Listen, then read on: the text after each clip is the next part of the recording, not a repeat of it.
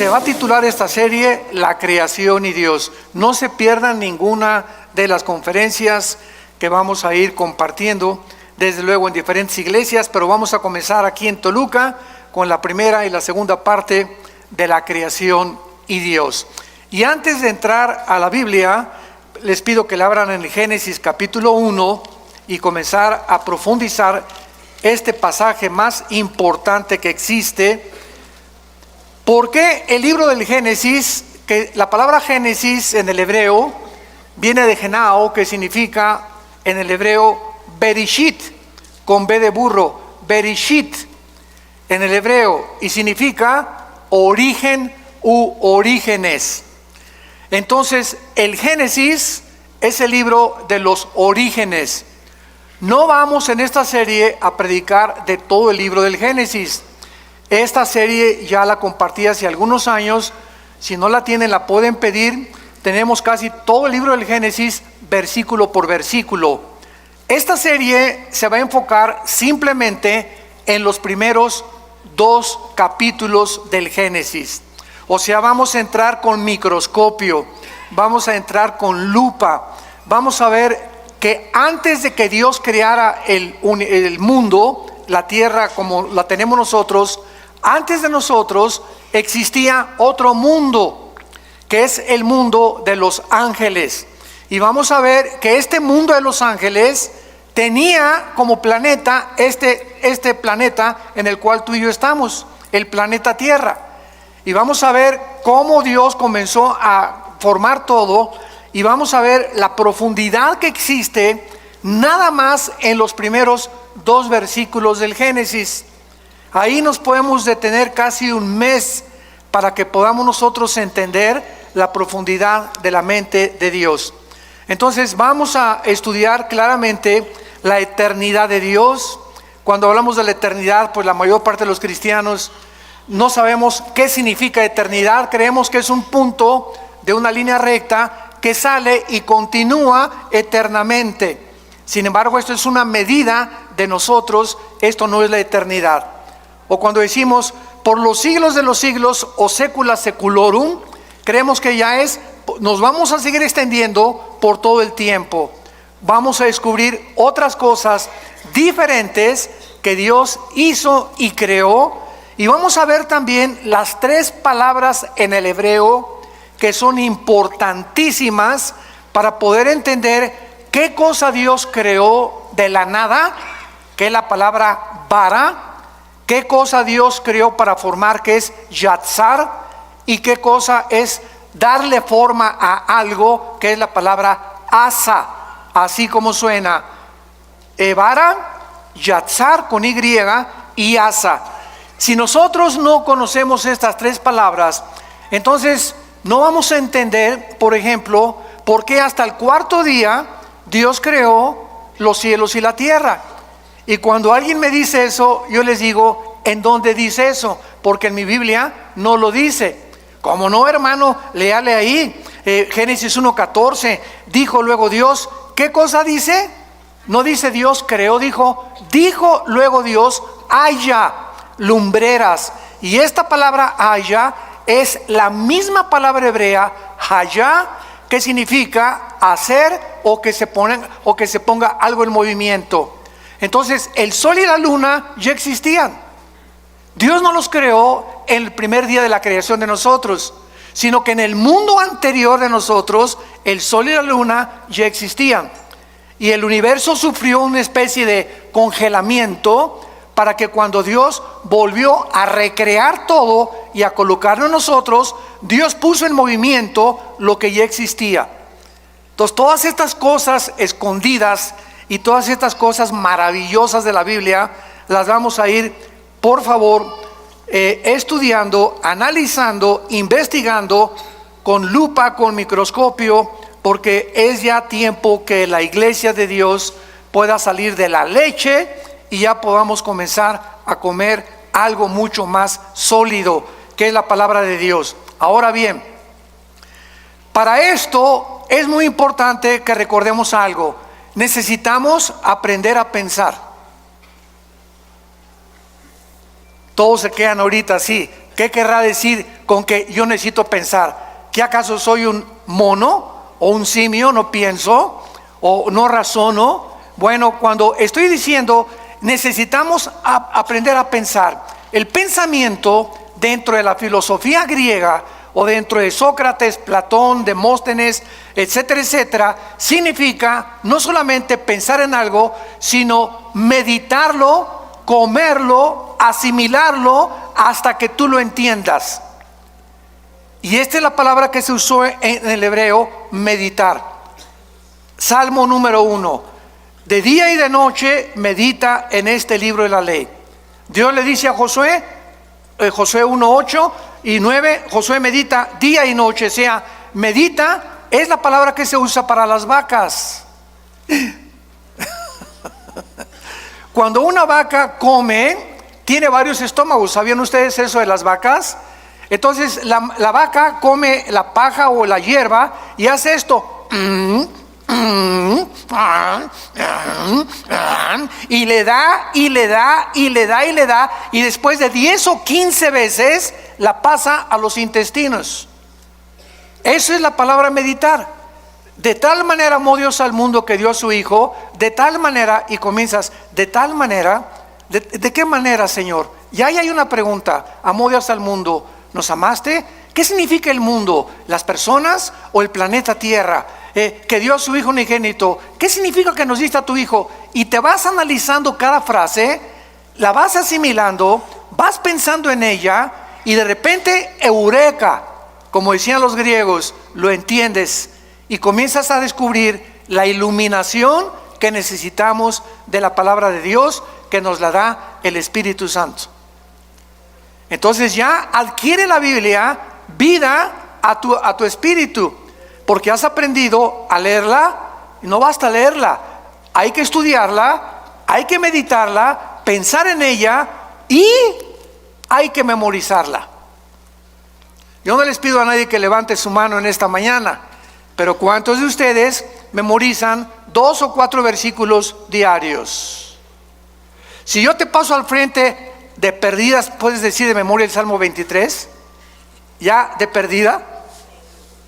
¿O podrías decir de memoria el Salmo 90? ¿O nada más Juan 3:16? Estoy hablándoles muy en serio, O sea, si el cristiano no memoriza la Biblia, no vas a poder expandir tus pensamientos ni tu comprensión de la voluntad de Dios. Tenemos que memorizarla todos los días. Ponte en un papelito, Filipenses 1:6, estando persuadido que el que comenzó la obra la perfeccionará hasta el día de Cristo. Lo pones ahí en tu espejo, lo pones en tu carro, en lugar de venir con el celular ahí, lo pones en tu oficina, lo pones en tu computadora y estás pensando y repitiéndolo en la noche. Mi amor, por favor, pídeme que te repita tus versículos, y le estás dando y dando. Hermano, es que a mí no se me queda nada, porque nunca piensas. Yo no tengo memoria porque no la has practicado. Pero si no estás en un psiquiátrico, tienes memoria. Si no estás mal de la cabeza, tienes memoria. Y no se te quedan las cosas porque nunca lo has practicado. Es como un músculo la memoria. Tenemos que estar ejercitando, y vas a descubrir que podemos llegar a memorizar capítulos enteros, salmos enteros de la Biblia. Entonces todo esto es lo que se llama, y lo que le dice Pablo a Timoteo en su segunda carta: esfuérzate en la gracia de Jesús. Necesitamos poner más de nosotros para poder comprender más la mente de Dios. Hace muchos años, en Job capítulo 38, versículo 4, Dios le hizo esta pregunta a Job. Ahora bien, si a la iglesia ni la Biblia traes, pues ya no queda más cosa, ¿verdad?, más que llorar. Porque ya venía a la iglesia sin la Biblia, pues ya entonces ya no hay manera de poder explicar nada. Job 38, 4. Dios le hizo esta pregunta a Job hace muchos años. ¿Dónde estabas tú cuando yo fundaba la tierra? Házmelo saber si tienes inteligencia? En otras palabras, esta pregunta nadie la ha podido contestar. En el afán de poder nosotros, los seres humanos, tratar de descubrir el origen del universo, o cómo el hombre fue puesto por primera vez, qué fue primero, el hombre o la mujer, fue realmente una primer pareja la que comenzó en el planeta Tierra, y además hacia dónde se dirige el universo y nuestra vida. En este afán de descubrir las cosas, ¿qué hemos hecho? Muy bien, hemos utilizado dos medios: la ciencia. La palabra ciencia significa conocimiento humano, cuando es la ciencia secular. Entonces, a través de la ciencia, los científicos han inventado, han hipotetizado, han especulado, han filosofado, tratando de cómo comenzó todo, e inventaron una teoría. Por eso se llama teoría. ¿Cuál es esta teoría? Se le llama el Big Bang, o la gran explosión. El universo, dicen los científicos, que no tiene nada de ciencia en esto, porque no es científico, porque para que sea científico tiene que ser demostrado. Entonces, como no se puede demostrar por medios naturales ni en un tubo de ensayo cómo comenzó el universo, los científicos dicen que fue una explosión, y que de esa explosión se formaron los planetas, etcétera, etcétera. Pero sin embargo, en el siglo XX, cuando comenzaron a profundizar en la primera y la segunda ley de la termodinámica, ¿qué dice la primera y la segunda ley de la termodinámica en la física? Que nada se crea ni se destruye, y que todo está sufriendo un deterioro, una descomposición, todo se echa a perder. El carro le tienes que cambiar el aceite, tenemos que pintar los edificios, yo tengo que estar tomando vitaminas, haciendo ejercicio, nuestro cuerpo celularmente se está muriendo, el universo entero está sufriendo un desgaste. El Sol pierde millones de toneladas masa cada segundo. Las galaxias se están cada vez expandiendo y alejándose más y más y más unas de otras. Esto es lo que establece inexorablemente la primera y la segunda ley de la termodinámica. Muy bien, estas leyes están declarando que es imposible que el universo haya comenzado con una explosión. ¿Por qué? Porque al decir que sí, el universo comenzó con una explosión, y de la explosión surgió la materia, el tiempo y el espacio, estamos contradiciendo las mismas leyes de la física. Señores físicos y astrofísicos que nos acompañan y que nos escuchan a través de las redes sociales, ¿cómo puedes tú ser físico y astrofísico y contradecir, enseñarles a tus alumnos: venimos de una explosión y venimos de la nada, todo fue un accidente, y contradecir las leyes que te han enseñado, que son la base de la misma física? Entonces, nada se crea del desorden al orden, todo es al contrario. Si yo tengo una enciclopedia y recorto en pedacitos todas las hojas de la enciclopedia y las pongo debajo de un ventilador, ¿cuántos millones de años tomaría para que se pusieran de la A a la Z en orden? Yo les contesto: 10 a la 12ª potencia. Infinito, nunca se haría tal cosa. ¿Cuánto tardaría para poner a 3 changos en un piano para que sacaran la 9ª sinfonía de Beethoven? Nunca jamás podría ser eso, una certeza se podría alcanzar, nunca jamás. Entonces es imposible, y al mismo tiempo, si llegamos a la conclusión, todo surgió de una explosión. Muy bien, maestro, le voy a seguir la corriente a lo que usted me está enseñando. Usted me enseña que la materia surgió de la nada. Ahora, ¿la nada produce algo? La nada no produce nada. Y si comenzó con una explosión, ¿quién la produjo la explosión? Tuvo que haber un acelerador que haya producido eso. Pero si no había nada antes de la explosión, ¿qué la produjo? Y seguimos esta línea filosófica y acabamos con la pregunta de los 64,000 pesos. ¿Y el pensamiento quién lo produjo? Virgen de María y José. La materia produce el pensamiento. La materia produce pensamiento. Un pedazo de roca, un pedazo de materia produce el pensamiento y la conciencia humana. Entonces se dan cuenta que estamos pensando. Es a lo que me refería. Cuando comenzamos a aprender a pensar y a seguir la lógica elemental, que es la línea que se tiene que usar para poder llegar a una verdad, necesitamos aprender a pensar y no aceptar simplemente, pues venimos de Chita, el universo fue hecho de una explosión, y en las universidades y en los museos se sigue enseñando esto y la gente nunca se para a pensar si es verdad lo que te enseñaron. Otro ejemplo, todos nosotros venimos de la religión popular, de aquí en México. Mis padres, ¿verdad?, eran sumamente religiosos. Mi hermano Alejandro y yo, que él me guió a Cristo a mí hace 43 años, éramos así de misa de las 6 de la mañana, muy religiosos. Y mi padre era una persona bastante culta, ¿verdad? Era ingeniero civil y era una persona que le gustaba mucho la filosofía también. Y un día me dijo esto: Armando, me voy a poner a pensar algo. ¿Es posible que nosotros los oremos y nos inclinemos ante las estatuas? Una vez me dijo: papá, inclinarse ante una estatua, oye, hey, ¿me oyes? No, no oye. ¿Ve? Tampoco ve. ¿Se mueve? Tampoco. ¿Ante quién estoy adorando? Y me puse a pensar, porque mi papá me puso esa pregunta, diciéndome que realmente él no creía tampoco en lo que la religión le había enseñado. Ahora, ¿es posible que lo que nos enseñaron contradiga la Biblia? Cuando la Biblia dice que somos santos ya delante de Dios. ¿Y por qué las personas que pertenecen a estas religiones, síganme con mucho cuidado, no se ponen a pensar que lo que están aceptando es completamente cuestionable y es ilógico y no puede ser?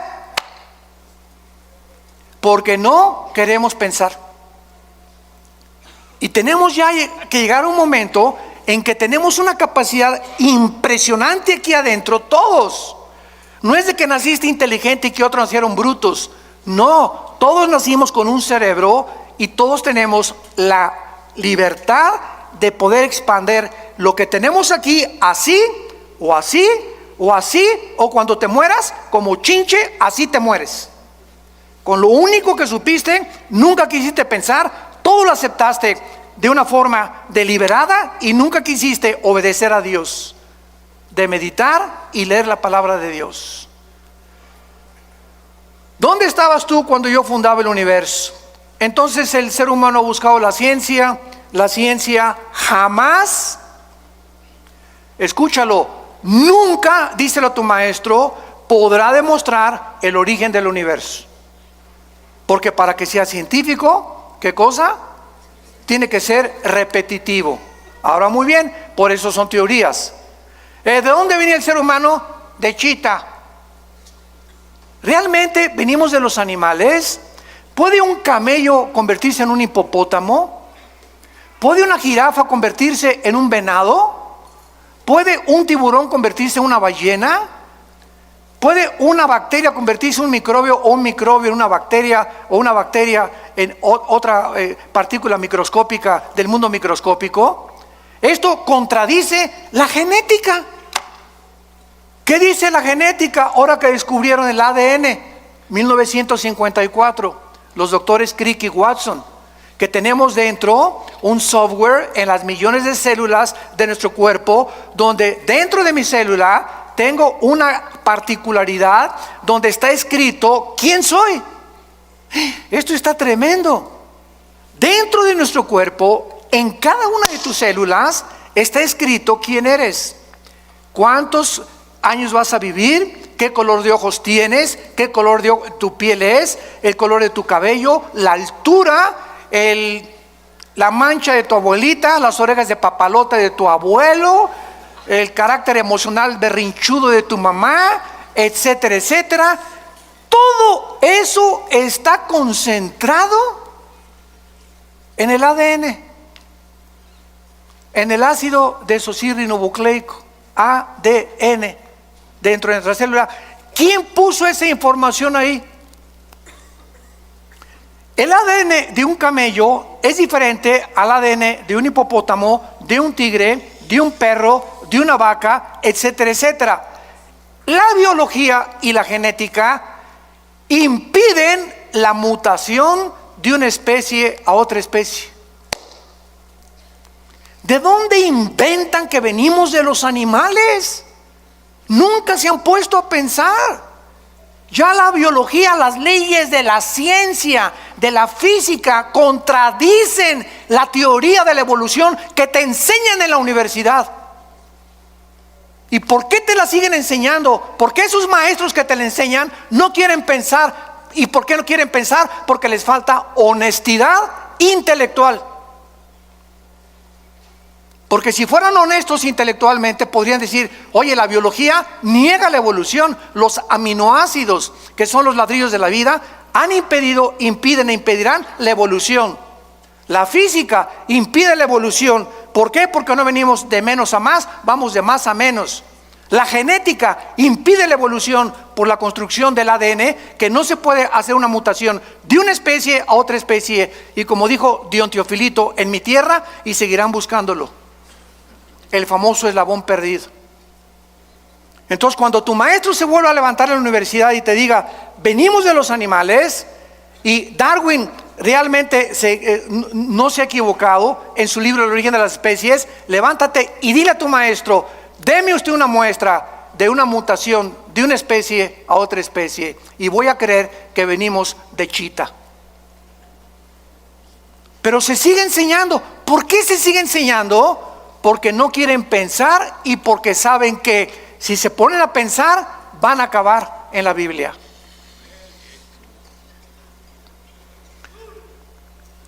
De todas las teorías que existen en el mundo, no hay más que lo que nos han enseñado en la escuela, que venimos de una evolución accidental, fortuita, que venimos de los animales, y la otra explicación de dónde venimos está en la Biblia.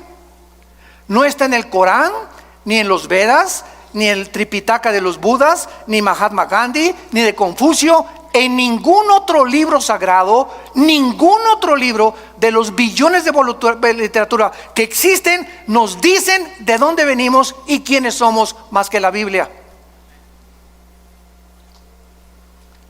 Ahora, ¿de veras dice eso la Biblia? Es lo que vamos a ver. Y no solamente lo dice, sino que lo comprueba. Y conforme el mundo pasa y la ciencia evoluciona, la ciencia dice, y la Biblia tenía razón. Durante siglos se preguntó por qué José no se metía con María para que naciera Jesús. Se aceptó, y la iglesia romana dijo: es un dogma de fe. Tienes que creer que Jesús no se metió con María porque es un dogma de fe, sin dar ninguna explicación. Sin embargo, en 1954, lo compartimos en el desayuno ayer, se descubre el ADN y se descubre que el ser humano está dividido en dos: hombres y mujeres, macho camacho y las reinas de la casa. Más nos vale. Ok, ¿qué determina que tú hayas nacido hombre?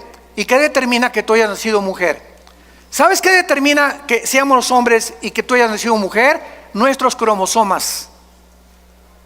Los cromosomas de la mujer son XX. El hombre tiene XY. El cromosoma Y no lo tiene la mujer, lo tiene el varón.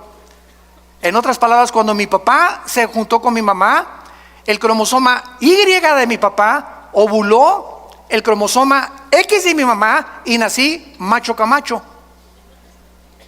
Y si tú eres mujer, cuando tu papá tuvo relaciones con tu mamá, el cromosoma X del varón ovuló el cromosoma X de tu mamá y naciste mujer. Y hemos llegado a un siglo, el siglo XXI, donde se está discutiendo el género, con la famosa biología del transgénero, y decirles que si un niño se quiere vestir de mujer, que lo dejen. Y si una niña si quiere jugar a los soldados, que la dejen y que se vista de soldado. Cuando la misma biología es la que determina, cerremos ya la Biblia, la biología determina quiénes somos. Entonces, si tú hazte un examen de sangre y tienes la Y, eres hombre. Nadie te va a cambiar y es imposible que te cambien tu masculinidad. Así te hizo Dios, así acéptalo. Y si tienes los 2X, eres mujer. Y nadie se atreva a cambiar tu feminidad con la cual Dios te creó como mujer. Hemos llegado a un grado de dioses, de decir, cambiemos a este hombre en mujer y esta mujer en hombre. Y llegar al grado que es el síntoma más grande de descomposición social, de poder llegar hasta el matrimonio, hombres con hombres, mujeres con mujeres. Y destruir el patrón de la familia que tiene su origen en la Biblia y creer que ahora la familia es hombre, con niños, mujer y mujer con niños. Y la Biblia dice que la familia es un hombre con una mujer que fue la que parió a mis hijos y esa es mi familia delante de Dios. ¿A qué grado hemos llegado por no pensar? Lo aceptamos todo y se está convirtiendo en normal. Ya se está aceptando como algo normal. Ya están en las bodas de hombres con hombres. Ay, mijito, que se casó con Pepe y Pepe con Carlitos. Que sean felices. ¿Cuál felices? Es una mentira. El 63% de las personas que se han querido cambiar el sexo en el transgénero, lo dicen los psiquiatras, se han suicidado.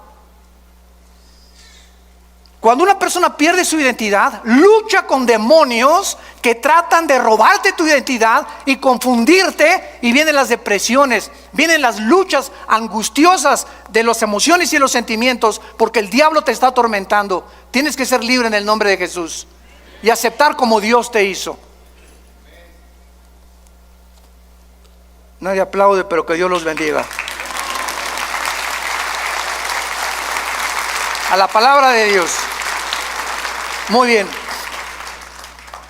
Y por otro lado, en su afán de descubrir el origen de las cosas y del universo y nosotros, se ha recurrido a la ciencia y a la brujería,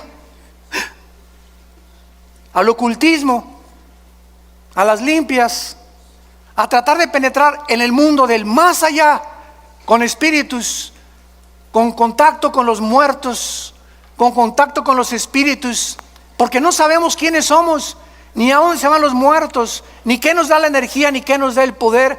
El hombre ha caído en la brujería desde los tiempos de Babilonia, en la Torre de Babel.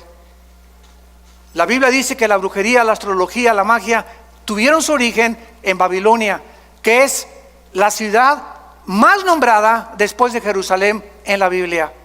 Comienza la Biblia en Génesis 10 con Babilonia y termina en Apocalipsis 17 y 18 con Babilonia otra vez, porque significa confusión. El hombre sin Dios está confundido y por eso hemos tomado caminos que la evolución, que la brujería, que el ocultismo, que voy a cargarme de energía en las pirámides de Teotihuacán, voy a consultar a los muertos con los mediums que me hagan limpias. Todas estas cosas son el fruto de la ignorancia de la Biblia. Jesús dijo: yo soy la luz, y bajó del mundo hace 2000 años para alumbrar nuestros ojos. Vivimos en un mundo oscuro, santos de Dios, damas y caballeros, un mundo perdido. Cada quien trae su rollo, cada quien por su camino. Ya los gobiernos no saben cuál gobierno, cuál ideología es la buena. Los economistas están perdidos, las religiones están perdidas, la filosofía está perdida. Ya no hay forma de relativismo, humanismo, hedonismo, etcétera, etcétera. El mundo sigue así. ¿Por qué? Porque estamos en tinieblas. Y Jesús hace 2000 años vino a sacarnos de las tinieblas. Y te ofrecen esta mañana, y ustedes que nos escuchan, salir de esa oscuridad, que las vendas se te caigan, recobrar tu verdadera identidad y ser feliz con una vida en abundancia, que es la vida que Cristo nos vino a dar. Muy bien.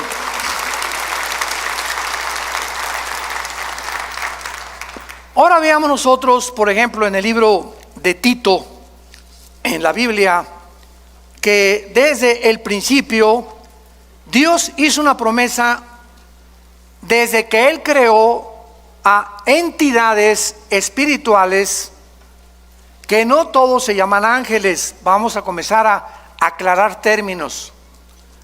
La Biblia le ha llamado ángeles a los serafines, a los querubines y desde luego a los ángeles. La palabra malak, con M de mamá y K al final, malak, en el hebreo significa enviados o correos. Y la palabra angelus en el griego, que se tradujo ángeles, significa lo mismo, mensajeros. Entonces, Dios creó, lo vamos a ver, serafines que se encuentran arriba de Dios. Arriba, todos los días diciendo santo, santo, santo. Dios creó después a otras entidades espirituales que se llaman querubines. La palabra querubín significa los que arden en el hebreo, los que arden. Y acuérdense que cuando Dios diseñó el arca en el tabernáculo, puso dos querubines, ¿se acuerdan? Inclinados con alas, dos alas cada querubín, mirando hacia el propiciatorio, hacia donde la sangre, el sumo sacerdote, una vez al año la derramaba. ¿Por qué? Porque los querubines en la Biblia significan la protección de la santidad de Dios. Entonces, los querubines no son mandados al mundo ni al universo. Son criaturas que están cerca de Dios, pero los ángeles son las criaturas que Dios creó y que se parecen a nosotros. Los ángeles son igualitos a los seres humanos. Si se apareciera ahorita un ángel, no distinguirías si es un ángel o es un ser humano. Dice Hebreos 13:4 que muchas veces hemos hospedado gente que no nos hemos dado cuenta que son ángeles. Aun cuando en su verdadera esencia los ángeles son altos, ¿verdad?, luminosos y fortísimos. Uno solo mató en el Antiguo Testamento a más de 3,000 filisteos. Entonces, los ángeles son los mensajeros de Dios. Las criaturas que Dios ha enviado desde donde Él habita hacia el mundo donde tú y yo vivimos. Y los ángeles, dice Hebreos capítulo 1, nos sirven a nosotros para cuidarnos. Salmo 30 y 90 también, a sus ángeles mandará ante ti que tu pie no tropiece en piedra. Y son luminares que nos guardan y nos han guardado muchas veces de muchos accidentes y de muchas cosas que nos pudieron haber sucedido de no haber sido por su intervención invisible. Entonces, esto es muy importante entenderlo. Los querubines no son ángeles, los serafines no son ángeles, los ángeles son los mensajeros, los que han venido al mundo a cuidarnos y a observarnos las 24 horas. En Tito capítulo 1, versículo 1 y 2, vean ustedes que antes de que Dios creara a los ángeles, querubines y serafines, antes de cualquier cosa, dice así: Pablo, siervo de Dios y apóstol de Jesucristo, conforme a la fe de los escogidos de Dios y el conocimiento de la verdad, que es según la piedad. Escucha, en la esperanza de la vida eterna, la cual Dios, que no miente, prometió desde antes de ¿cuándo? Antes de que nada fuera creado. Dios prometió que a las criaturas que Él iba a crear fueran eternas. Y todas las criaturas que Dios ha creado somos eternas. Tanto los ángeles caídos que van a ser condenados serán condenados. Nosotros viviremos eternamente. Entonces es lo que se llama la vida eterna, que es la vida con Dios. Dios diseñó, planeó que todo lo que existiera fuera eterno porque Él es eterno. Entonces Dios le plació en su sabiduría crear la eternidad para que nosotros pudiéramos vivir en ella. Vean por ejemplo en Isaías capítulo 57 lo que la Biblia dice acerca de la personalidad y de la esencia de Dios. Isaías 57 versículo 15.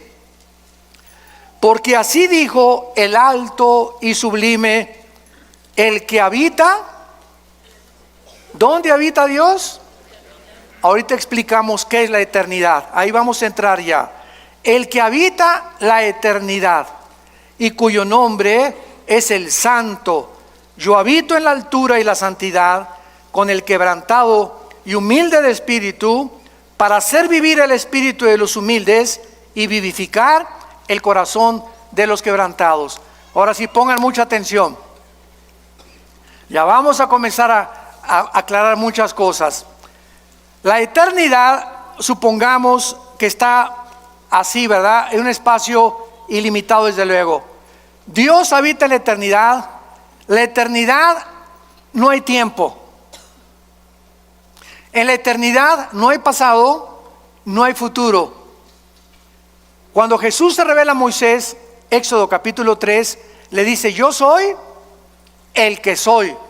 O sea, el que es, ¿verdad? Ahorita. Él es el Dios del presente. Yo sé que es difícil de entenderlo porque nosotros habitamos en 4 dimensiones donde hay pasado, presente y futuro, pero ahorita los fusibles no se les van a fundir. Entonces, la eternidad es donde Dios habita. Dios, entonces, cuando dice en el principio Dios creó los cielos y la tierra, Dios creó abajo de la eternidad 3 cielos. El cielo donde Él habita, el cielo cósmico y el cielo atmosférico. Segunda de Corintios capítulo 12, versículo del 1 al 3. Ahí Pablo menciona los 3 cielos. Entonces, estos 3 cielos no existían siempre. Fueron creados abajo de la eternidad. Ahora, cuando Dios crea el tercer cielo, el segundo cielo y el tercer cielo, Dios crea unánimemente, junto con los 3 cielos, el tiempo, la materia y el espacio. Génesis 1:1. En el principio Dios creó. Cuando estamos hablando del principio, recuerden esto: no es el principio de nuestra creación. No es el principio de nuestra creación, porque es muy claro que los ángeles existían antes que nosotros, como lo vamos a ver. Fueron creados antes que nosotros. Entonces, cuando Dios dice en el principio de Dios, ahí comenzó el tiempo, ahí comenzó la materia, ahí comenzó el espacio. Entonces, en este principio, síganme con mucho cuidado, ya estamos abajo de la eternidad. Comenzó el tiempo, el espacio y la materia. En este principio Dios creó los cielos y la tierra y los ángeles. Y cuando Jesús dice en el principio era el verbo era con Dios y el verbo era Dios. Y primera de Juan 1 dice: lo que era desde el principio, lo que nuestras manos palparon y vieron tocante al verbo de vida, porque la vida fue manifestada. Juan 3 veces repite que este principio fue antes de nosotros. No es cuando nosotros fuimos creados. Nosotros fuimos creados después del principio, como lo vamos a ver en el versículo 2 del Génesis, que algo pasó en el principio, que Dios volvió a recrear la tierra, a crearnos a nosotros después de los ángeles, para ponernos arriba de los ángeles, gobernar a los ángeles, y la regamos. Y Satanás, Lucifer, volvió otra vez a ocupar el planeta Tierra y el universo, hasta que vino Jesús, le quitó el poder a Dios, Jesús a Lucifer, y el poder que tenía Lucifer nos los dio a nosotros los cristianos. Y mayor es el que está entre nosotros que el que está en el mundo. Entonces Lucifer sigue teniendo el poder, que perdimos nosotros con la caída de los Adán y Eva, los primeros padres, pero que se volvió a recobrar con la muerte de Cristo y nos entrega a nosotros Dios el Espíritu Santo, porque recibirán poder. Hechos 1:8. Vean que si no ponemos en orden todo, no entendemos el Nuevo Testamento. Ese poder es ¿para qué? Para que el que tiene control de nuestro planeta y del universo no se acerque a nosotros, ni a nuestros hijos, ni a tu trabajo, ni a tus finanzas, porque mucho mayor es el que está aquí adentro que todos los millones de demonios que pueda haber en tu casa.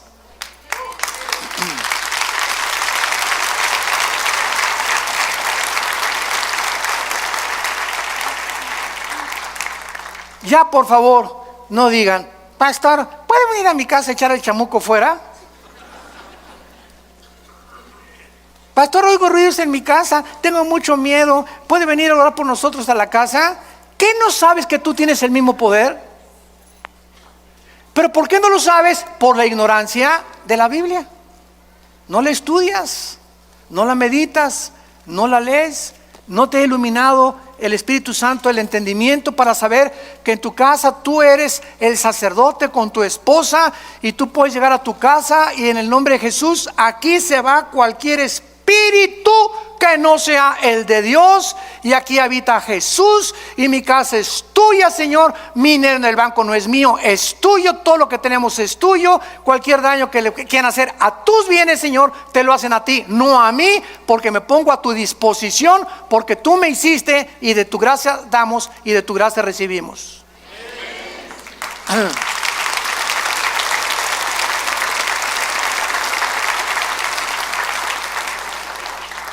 Dios pues diseña que nosotros entremos a la eternidad. Entonces, cuando Jesús dice en Juan 17:3, esta es la vida eterna, Él define la eternidad. ¿Qué es la vida eterna? Jesús nos lo explicó: conocer a Dios. Esta es la vida eterna, que te conozcan. Dice que te convertiste. ¿Cuánto has conocido de Dios? ¿Cuánto sabes de su poder? ¿Cuánto sabes del propósito que tiene para tu vida? ¿Por qué vives con estrés todavía, con angustias, con desconfianza, con incredulidad? Ay, subió el peso y cayó el petróleo, hermano, ¿qué voy a hacer? Y si mi esposo se muere y no me da el seguro social, ¿qué voy a hacer? Entonces, ¿tu esperanza era tu esposo? ¿El petróleo? ¿El peso? Dios nos está viendo. Y dice 1 de Pedro que somos sostenidos por la fe mediante el poder de Dios. Entonces, cuando tú crees, activas el poder de Dios. En el momento que dices: Señor, gracias porque no dependo del dinero ni de mi esposo, ni del diputado, ni de mi amigo, ni del próximo gobierno, ni tampoco mi felicidad depende de si mi esposo me hace feliz, o mi esposa me hace feliz, o mis hijos me felices. Todo depende de ti, de mi relación contigo. Cuando Dios ve esa confianza, te llena de su poder, y tienes la capacidad de volverte más que vencedor, porque sin fe es imposible agradar a Dios. ¿Me están siguiendo? Estamos pensando. Muy bien. Dice en Primera de Juan capítulo 2, y explicando también la eternidad, porque es importantísimo antes de pasar y profundizar más. Primera de Juan 2:25, y esta es la promesa que Él nos dio otra vez: la vida eterna. Cuando yo oigo que hay cristianos que dicen que la salvación se pierde, les digo: ¿ya pensaron lo que están diciendo? Es que hay 5 pasajes en el Nuevo Testamento que parece que se pierde la vida eterna. Parece, contra 200 que te dicen que no se pierden. Y de esos pasajes que parece que se pierde la vida o que se pierde la salvación, son completamente mal interpretados. Lo han sacado fuera de contexto porque no los han estudiado a la luz de las demás partes de la Biblia. ¿Qué es la vida eterna o vida temporal? ¿Cuál es la diferencia? ¿No sabes cuál es la temporalidad? He venido para darles vida temporal. ¿Eso dice la Biblia? No, ¿verdad? Nos viene a dar vida eterna. O sea, cuando un cristiano recibe al Espíritu Santo, en ese momento, dice Efesios capítulo 2, en ese momento entramos a la eternidad. Ya somos eternos. Por eso no vamos a morir espiritualmente jamás ya. Vamos a morir físicamente, nos van a enterrar, pero vamos a seguir viviendo. Tu pariente que se murió la semana pasada, no digas que se murió, pasó a mejor vida. Él sigue viviendo, seguimos viviendo. Esta es la esperanza que Dios nos ha traído, que esta vida no lo es todo. Vamos a seguir viviendo. Y tú lo tienes que creer. Y cuando tú lo crees, no hay nada que te pueda detener, porque para nosotros es ganancia la muerte. Entonces, esta eternidad entra a nuestra vida cuando recibimos a Cristo como nuestro Señor y Salvador. Ya estamos sentados, dice Efesios 2, con Cristo. Ya somos más que vencedores, Efesios 1:3. Ya hemos sido bendecidos con toda bendición espiritual. ¿Qué significa esto? Que ya no le puedo decir a una persona, Dios te bendiga. No hay ninguna parte del Nuevo Testamento donde diga, Dios te bendiga. Porque dice la Biblia en Efesios 1:3 que ya hemos sido bendecidos. Entonces yo le digo, que la gracia y la paz sea contigo. Lean todas las cartas de los apóstoles y jamás dicen que Dios los bendiga. ¿Por qué? Porque ya estamos bendecidos. En otras palabras, ¿tú crees que por decirme Dios me bendiga me va a bendecir? No, ¿verdad? Me va a bendecir si yo ando camino con Él, no porque tú me lo digas. Y menos una persona que no es cristiana, Dios te bendiga. Mentiras, nunca lo va a bendecir. Al contrario, mientras él no reciba a Cristo, su vida irá de maldición en maldición, de botella en botella, de droga en droga, de cine en cine, de teatro en teatro, buscando siempre y sin encontrar. Las bendiciones entran a nuestra vida cuando aceptamos a Cristo como nuestro Salvador. ¿Se dan cuenta cómo tenemos que ubicarnos en tantas cosas en la cristiandad? Y entender qué es lo que realmente Dios quiere decirnos a nosotros. Dice en 1 Juan capítulo 5, versículo 10, el que cree en el Hijo de Dios tiene el testimonio en sí mismo. El que no cree a Dios le ha hecho mentiroso, porque no ha creído en el testimonio que Dios ha dado acerca de su Hijo. Y este es el testimonio que Dios nos ha dado, vida temporal. ¿Eso dice?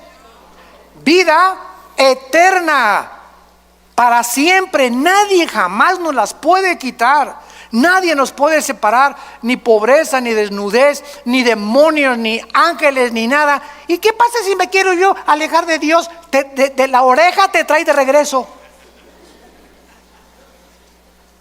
Lee el capítulo entero de Hebreos capítulo 12. Dios al que ama y se le brincan las trancas, a esos chivitos que se le brincan las trancas, va y les rompe la pata para que regresen heridos al rebaño. Pero es preferible, dijo Cristo, que pierdas el brazo y pierdas las piernas y te quedes ciego o tengas una enfermedad, a que entres entero al infierno. Somos propiedad de Dios. Nadie nos puede arrebatar la vida eterna. Nadie.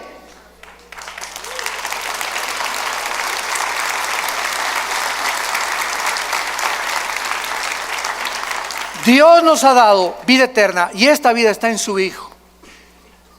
El que tiene al Hijo tiene la vida. El que no tiene al Hijo no tiene la vida. En otras palabras, tú puedes tener una religión, ser católico, bautista, venir aquí a Vida Nueva, carismático, nazareno, mormón, no me importa la religión que tengas. Si tú tienes una religión y no tienes al Hijo, no tienes más que una religión, no tienes la vida eterna. Para tener la vida eterna necesitamos que Jesús entre a nuestra vida.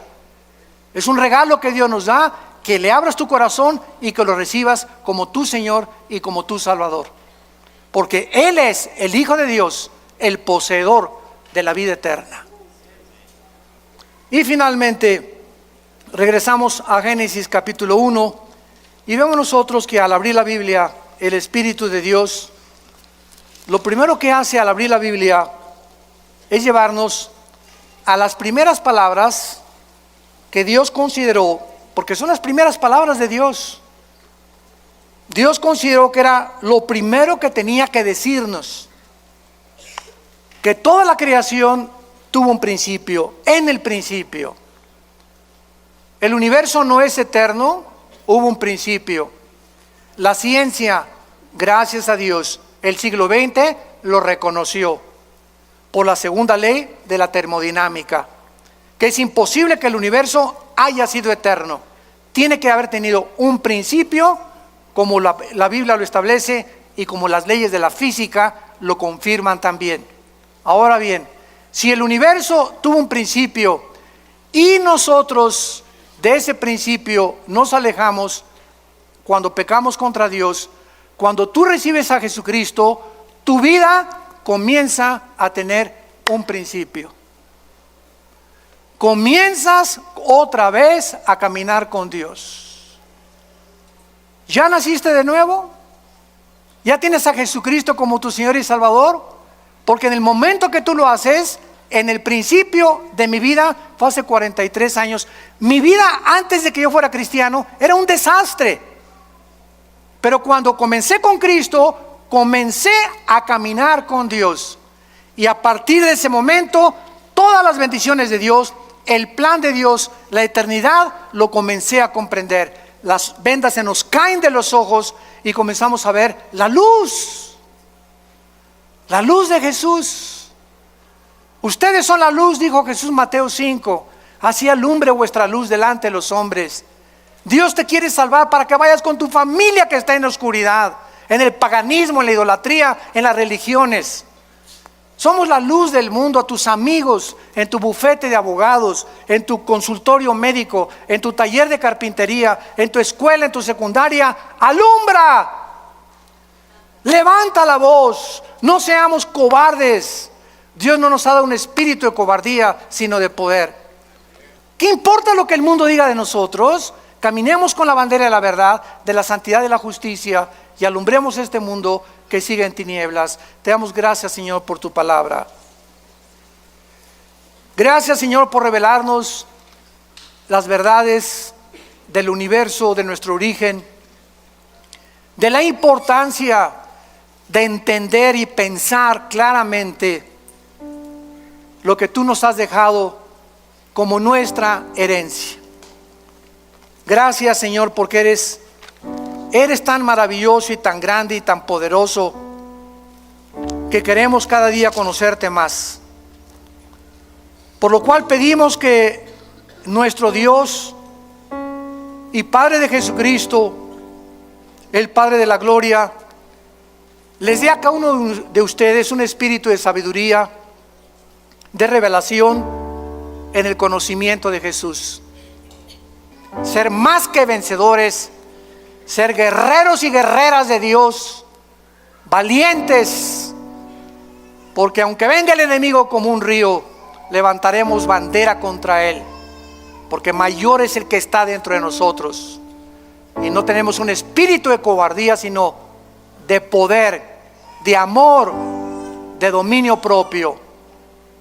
Y que el Dios de esperanza te llene de todo gozo y paz en el creer, para que abundes en esperanza por el poder del Espíritu Santo y seamos capaces de llegar al final de nuestra vida y acabar diciendo con el apóstol Pablo: he acabado la carrera, he peleado la buena batalla de la fe, por lo cual nos está esperando la corona de la vida. Y todos ustedes en esta mañana que no tienen a Cristo, que no estás seguro de que Jesús vive en tu vida, ahí desde tu lugar, ustedes que nos ven por las redes sociales, dile con todo tu corazón: Señor Jesús, te pido perdón por mis pecados. Creo que en la cruz pagaste con tu sangre por ellos, que a los 3 días te levantaste entre los muertos, y que entres a mi corazón en este instante como mi Señor y mi Salvador. En el nombre de Jesús. Amén. Por todos los días, en ese momento estás dando un paso, te estás saliendo de un ejército y te estás cambiando espiritualmente a otro ejército. En el ejército al cual nosotros pertenecíamos antes de aceptar a Jesucristo, era el ejército, aunque tú y yo no lo sabíamos, nuestro comandante en jefe era Satanás. Y el único propósito que tenía Satanás antes de que nosotros nos cambiáramos de uniforme y nos pasáramos al otro ejército, era destruirnos, atormentarnos, cegarnos ante el propósito y la realidad por la cual nacimos, hacernos creer que venimos de los animales, que solamente hay que vivir para el placer, para el éxito, para el poder, para la popularidad, para hacer dinero, etcétera, etcétera. Estábamos completamente cegados. Y en el momento que damos el paso para recibir a Jesucristo, comienza la guerra espiritual. Comienza un conflicto que antes no teníamos. Y este conflicto en la Biblia se llama el conflicto espiritual entre el bien y entre el mal. Entonces, de ahí en adelante, tenemos nosotros que entender que Jesús les dijo a los apóstoles en Hechos capítulo 1, antes de que el Espíritu Santo bajara al mundo y ya se quedara haciendo una permanencia, una guarida, una habitación dentro de cada uno de nosotros, recibirán poder. En otras palabras, no se puede vivir una vida cristiana sin el poder de Dios. No podemos resistir ni aguantar cómo se vienen las cosas sin el poder de Dios.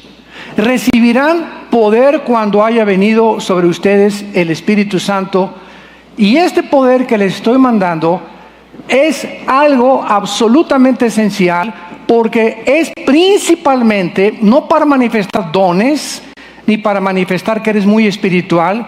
El poder con el cual los voy a investir es para que ustedes hablen de mí, para que sean mis testigos, porque no es fácil ante la generación que tenemos hablar de Jesús. Estás en tu escuela y inmediatamente te catalogan, ¿verdad?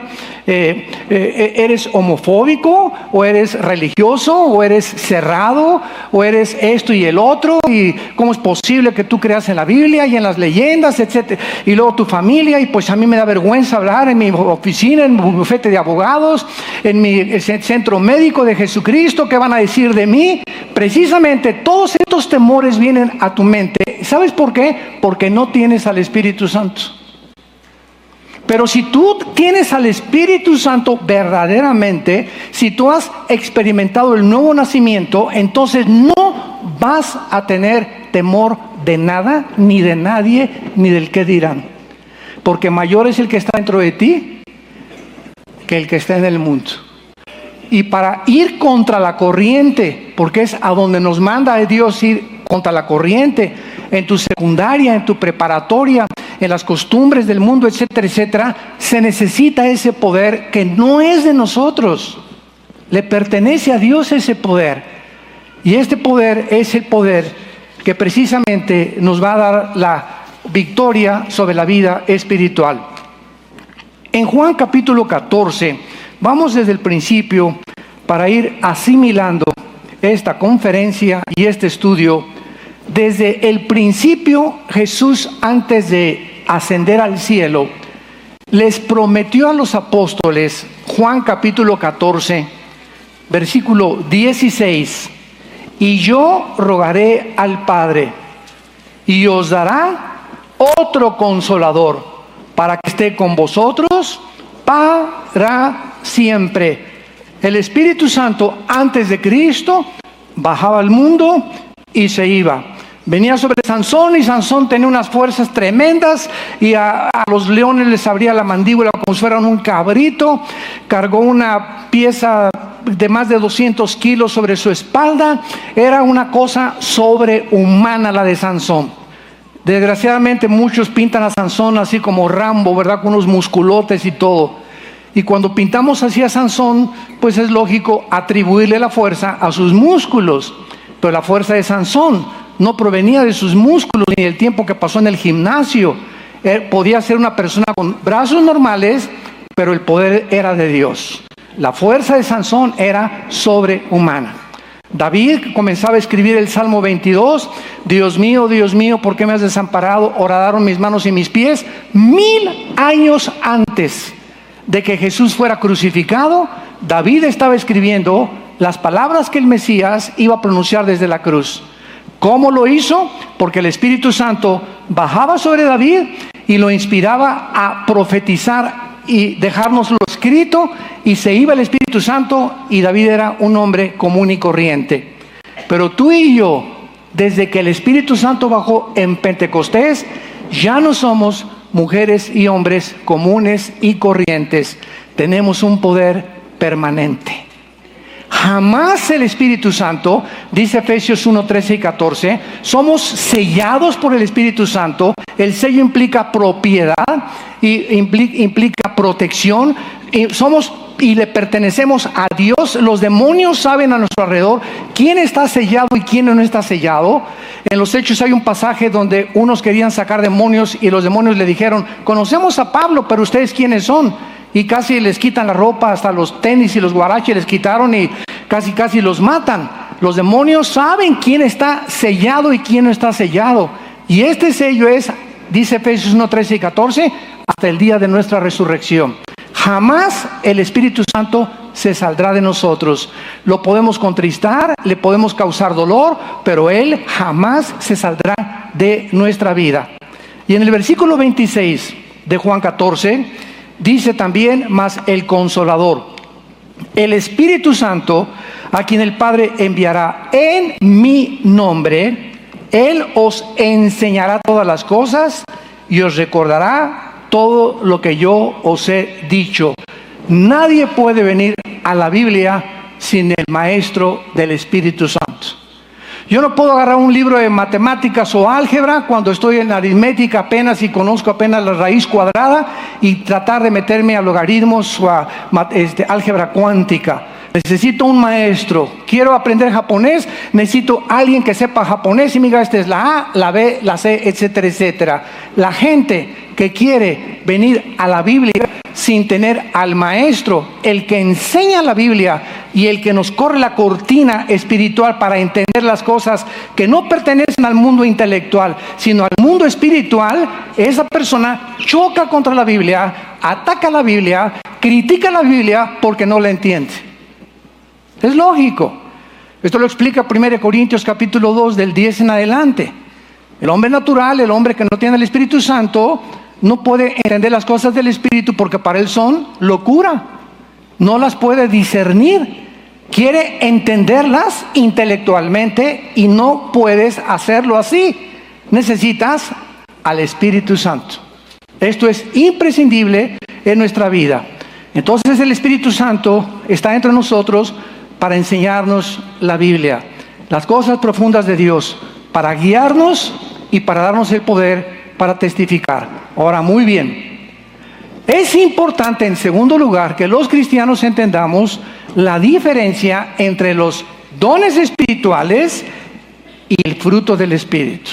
Son dos cosas completamente diferentes y veamos por qué están tan confundidas miles de iglesias y millones de cristianos en el mundo entero. Vayamos a 1 Corintios capítulo 12 y veamos en primer lugar que los dones del Espíritu Santo pertenecen a la soberanía de Dios.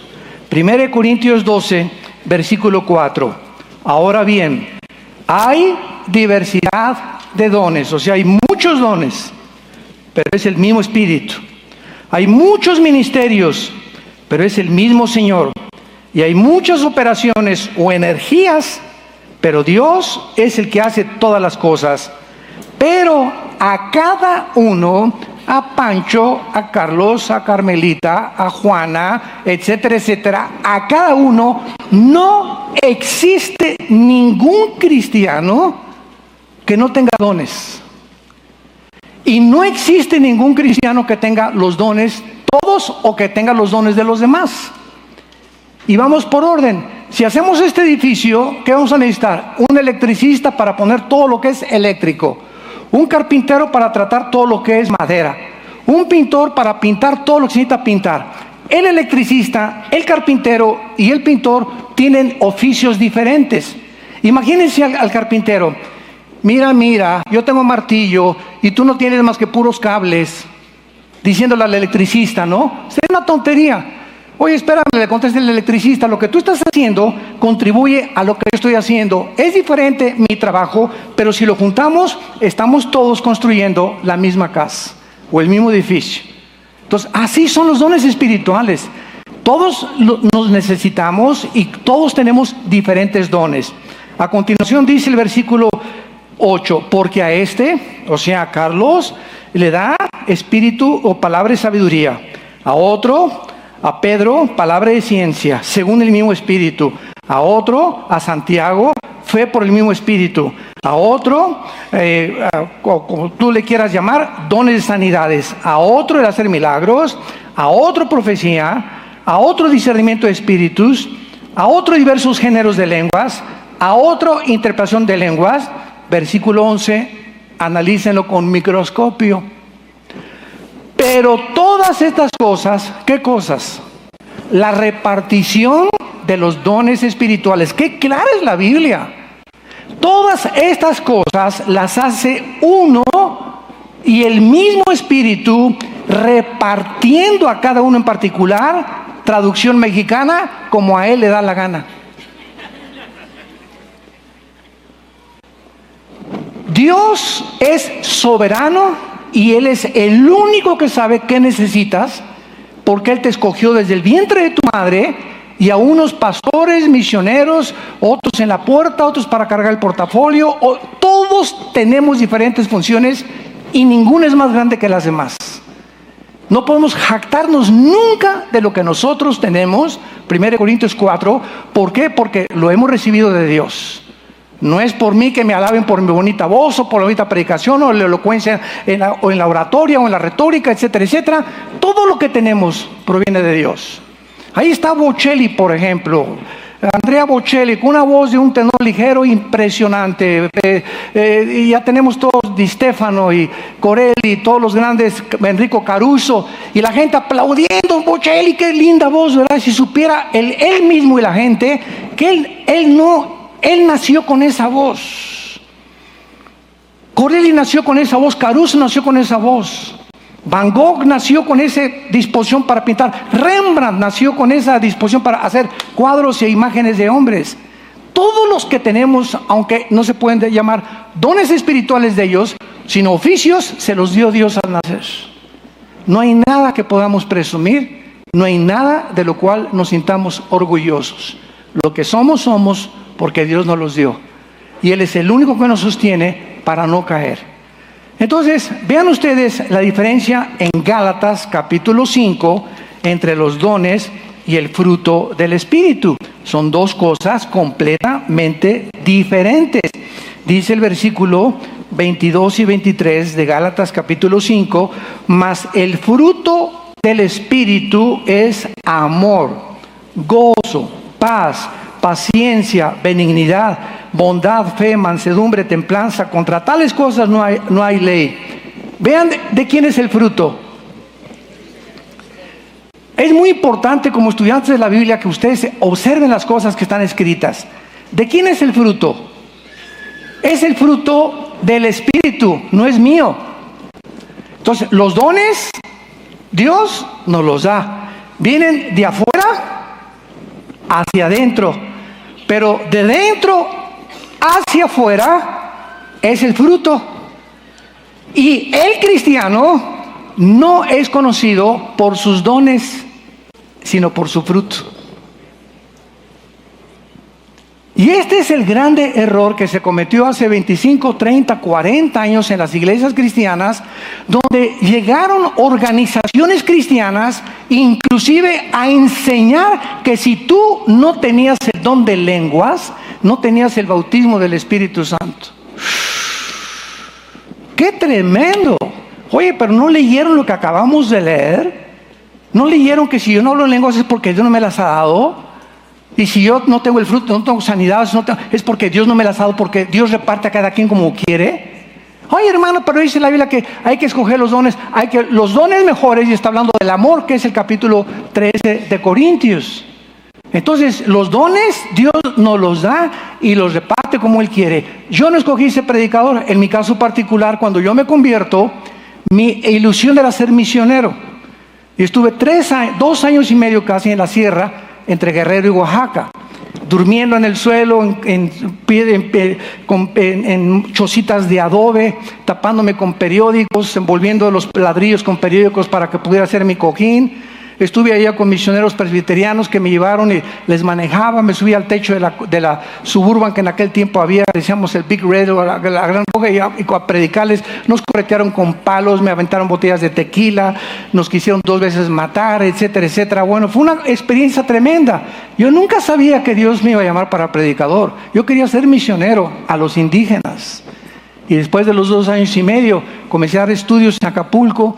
Y después ya nos venimos a México, aquí a Ciudad Satélite, ya comencé a dar estudios y poco a poco fui descubriendo que Dios quería que yo compartiera la palabra ya públicamente. Pero yo no escogí ser lo que yo soy, ni tú lo que vas a hacer tampoco. Es Dios, es soberano, el que nos dice lo que va a hacer. Dice Jeremías capítulo 1, versículo 5. Jeremías, desde el vientre te conocí y desde el vientre de tu madre te di por profeta. Ya desde que estaba formado Jeremías en el vientre de su madre, siendo un cigote, ya Dios tenía su programa para él. Y la responsabilidad de nosotros, al ser cristiano, es como la Virgen María: heme aquí, hágase tu voluntad. ¿Qué quieres que yo haga? Aquí estoy, Señor. Muy bien, Carmelita, Carlos, ¿quieres conocer mi voluntad para tu vida? ¿Quieres saber que tengo el mejor plan que te pudieras imaginar para tu vida? Di a mi hijo en una cruz por ti. Lo único que te pido es que te dejes enseñar por el Espíritu Santo, que te rindas al Espíritu Santo, que seas pura sexualmente, que vivas una vida de santidad, que estés dispuesto, no importa, a veces te van a venir ataques del diablo, ¿por qué pasó esto? Que te mantengas firme en tu fe hasta el fin, para la esperanza a la que hemos todos sido llamados, y nunca vas a perder la dirección del Espíritu Santo. Y después de pasar ciertas pruebas, Dios nos afirmará, nos fortalecerá y nos establecerá, dice 1 Pedro capítulo 5. Y este es el programa de Dios para todos nosotros. No te preocupes con quién te vas a casar, por el amor de Dios. ¿Quién va a ser tu chencha o tu chencho? ¿O qué casa vas a comprar? ¿O a dónde vas a vivir? Cae de rodillas, ríndete. Señor, si quieres que mi esposo vaya a Veracruz y no me gustan los mosquitos de Veracruz, estoy aquí mejor con mi mamá, pues aunque los mosquitos yo voy porque es tu voluntad y tengo que seguir a mi esposo y lo voy. Hágase tu voluntad conmigo, Señor. No vengo a pelear contra ti, porque estando en tu voluntad estará la bendición. Me quedaré aquí con mamá porque aquí no hay mosquitos, y si voy a Veracruz hay mosquitos, pero sabes una cosa, vas a ser una persona miserable si te quedas. Tendrás muchas comodidades, pero no tendrás el gozo ni la paz, el fruto del Espíritu, por ir en contra de la voluntad de Dios. Qué fácil de entender son todas estas cosas. Entonces, los dones pertenecen a la soberanía de Dios. El fruto es el resultado de mi comunión, de tu comunión con el Espíritu Santo todos los días a través de la Biblia. Por el fruto, dijo Jesús, los conoceréis. No por hablar en lenguas, hasta los mormones hablan en lenguas. Los testigos de Jehová hablan en lenguas. Los brujos en África hablan en lenguas. No apantallan a nadie las lenguas. Si las hablas, claro que existe, ¿verdad? Pero no trates de creer que eres más espiritual, ni lleguemos a la herejía de enseñar que si no las tienes, no tienes el bautismo del Espíritu Santo. Por el amor de Dios, Virgen de la Misericordia. Dice en 1 Corintios capítulo 12, versículo 13, porque por un solo Espíritu fuimos todos bautizados, todos, no hay ninguna excepción en la vida cristiana, en un solo cuerpo, judíos, griegos, esclavos o libres, a todos se nos dio a beber de un mismo Espíritu Santo. Hace poco tuve un debate con algunos hermanos míos que amo muchísimo en la fe, y tenemos algunas diferencias teológicas, y las diferencias son para hablar, y yo siempre busco, ¿verdad? A lo mejor hay algo que yo no sé y me pueden enseñar ellos a mí, y siempre hay que mantener ese espíritu, ¿verdad? No de combate a ver quién gana la discusión teológica, sino de cada uno edificarnos, y a lo mejor hay cosas que yo puedo aprender de ti que yo no sé, o tú de mí. Y estamos discutiendo lo del bautismo del Espíritu Santo. Y ellos me decían, es que el bautismo del Espíritu Santo es una experiencia subsecuente a la salvación. O sea, recibimos a Cristo, somos sellados con el Espíritu Santo, nacemos de nuevo, somos regenerados, pero nos falta algo. Y puede venir un mes antes o 2 meses antes, o te tienen que poner las manos. Y les dije, Dios mío santo, lo que ustedes me están diciendo es que entonces la cristiandad está dividida.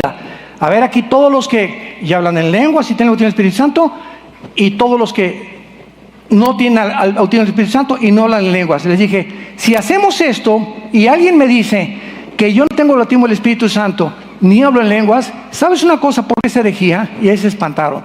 ¿Herejía? Sí, me están diciendo que no soy cristiano, porque lo que me hace cristiano es tener el bautismo del Espíritu Santo. ¿Y qué es el bautismo del Espíritu Santo? Es el momento en que el Espíritu, el momento de la conversión, nos une al cuerpo de Cristo, somos parte de sus huesos y de su carne. Desde ese momento soy cristiano. La iglesia es el cuerpo de Cristo, y Cristo no puede estar mutilado entre los que tienen el bautismo del Espíritu Santo y no lo tienen. Si no lo tienes es porque no has nacido de nuevo. Pero el momento que tú recibiste a Cristo, tienes el paquete completo. Cuando naces físicamente, no dices, le faltó el páncreas. Tiene todo menos el páncreas. Espérame tantito, si le faltó algo, no es un ser humano normal. Porque todo está completamente interrelacionado, el páncreas con el intestino, con el hígado. Cuando nacemos de nuevo, dice Colosenses capítulo 2, estamos completos en Cristo. Dice en 2 de Pedro capítulo 1, todas las cosas que pertenecen a la vida y a la piedad, nos han sido dadas, pasado, por su divino poder. Todo lo que necesitamos para la vida cristiana, ya lo tenemos en el Espíritu Santo. Ahora, solamente nos falta crecer en la gracia y el conocimiento de Cristo y ser llenos del Espíritu Santo. Efesios 5:18. Y la llenura es continua, cada 3 meses, cada 4 meses. Pecamos, el Espíritu Santo lo angustiamos, lo contristamos, y en ese momento confieso mi pecado y otra vez el Espíritu Santo me vuelve a usar para manifestarse la vida de Cristo a través de mí. Eso tenemos que buscarlo. Hay muchas llenuras, pero el bautismo, la llenura, la regeneración y el nuevo nacimiento se recibe todo en el momento de recibir a Jesucristo. Muy bien, habiendo considerado esto, de que esta es la razón por la cual se ha tratado de demostrar que la evidencia de tener el bautismo del Espíritu Santo es hablar en lenguas, es porque no se conoce la diferencia entre los dones y entre el fruto del Espíritu. Y lo que es el bautismo del Espíritu Santo, a todos nos bautizó el Espíritu en un cuerpo. No puede haber unos que sí y otros que no. Si te falta algo, no eres cristiano. Tan sencillo como eso. Muy bien, ahora veamos a continuación, después de poner estas cosas en orden, porque es importantísimo, ya que se revolucionó el mundo cristiano en la teología acerca de estas enseñanzas. Veamos que el Espíritu Santo es un espíritu de poder y no de cobardía. En 2 de Timoteo, capítulo 1.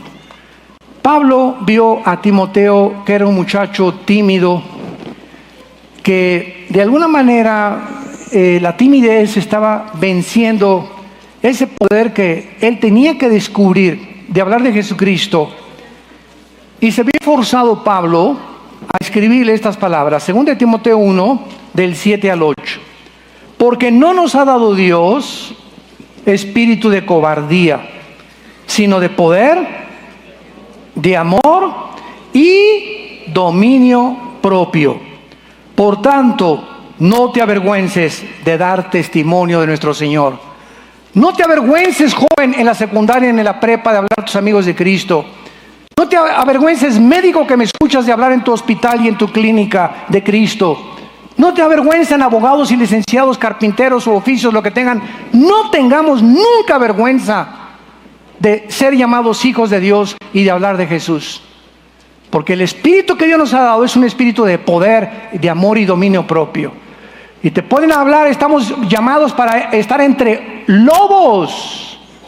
Es un mundo de lobos. Entonces, ¿por qué te asustas? Ay, ¿qué van a decir de mí que digan misa?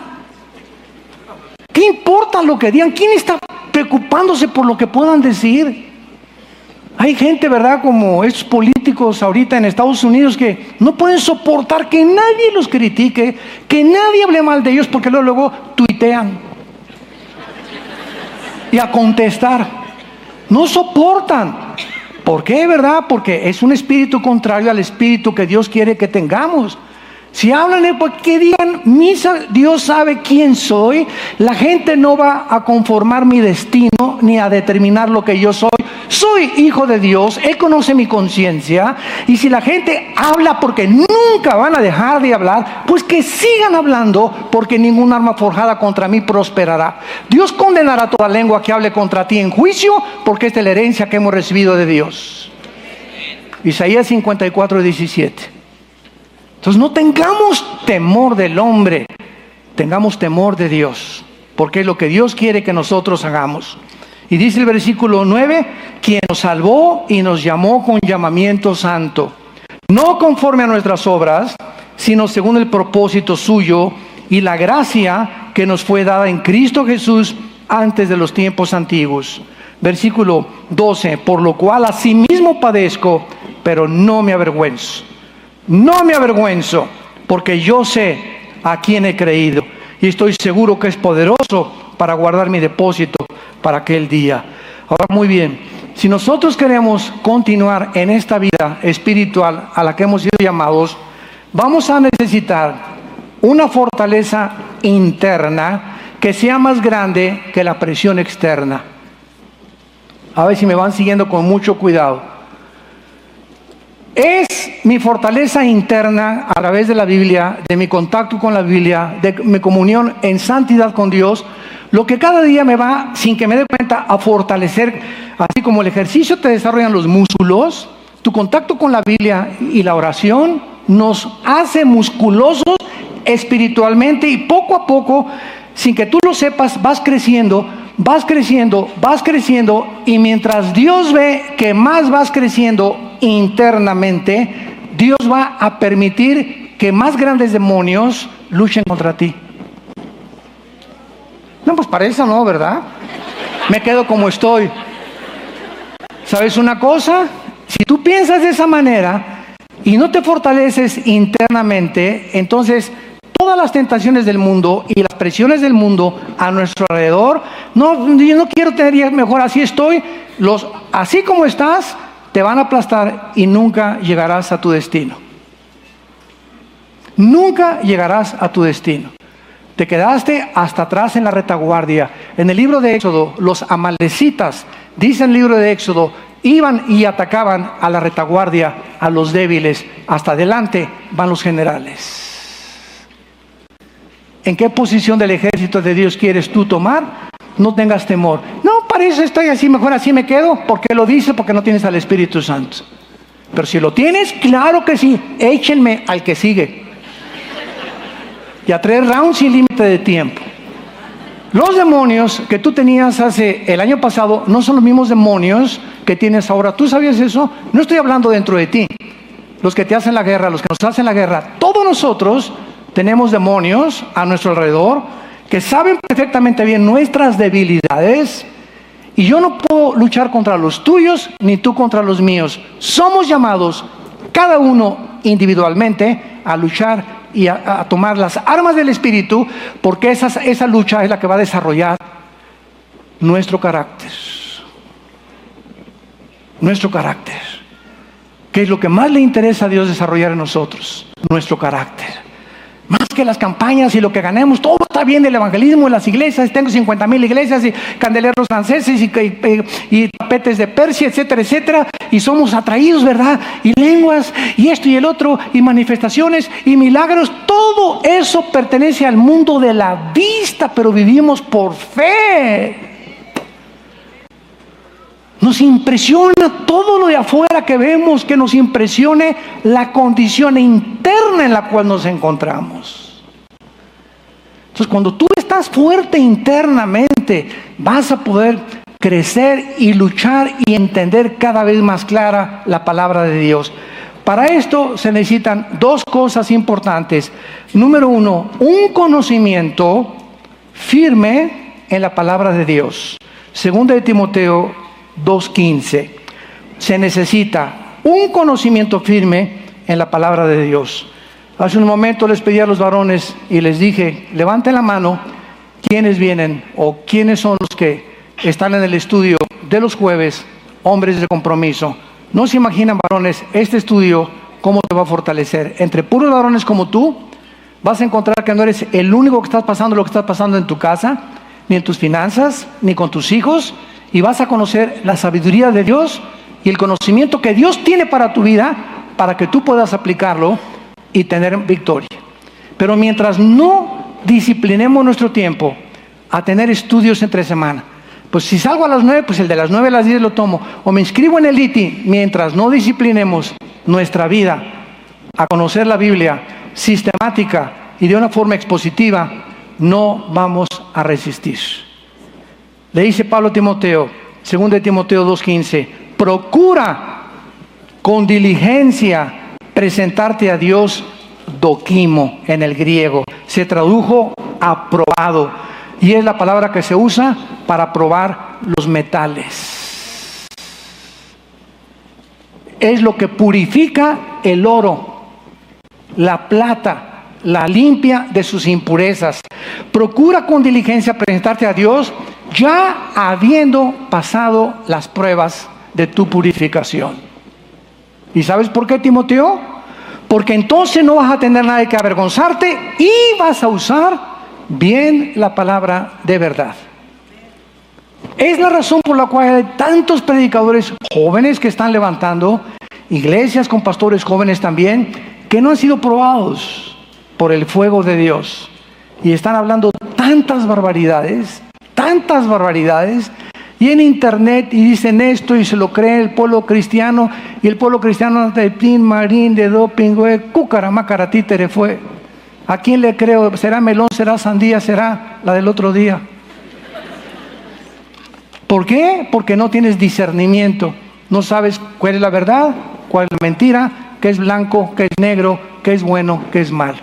Sigues comiendo el árbol del conocimiento del bien y del mal, sin entender que lo que Dios te da dentro de ti a través del estudio es el conocimiento de Dios.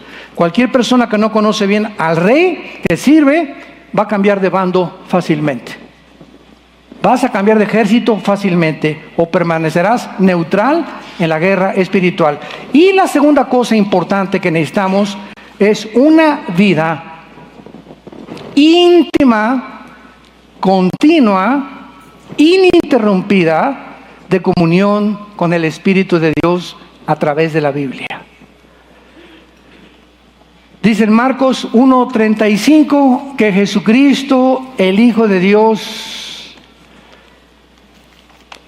que tenía todo el poder que podía usar, que conocía el llamado perfectamente bien, por lo cual nació.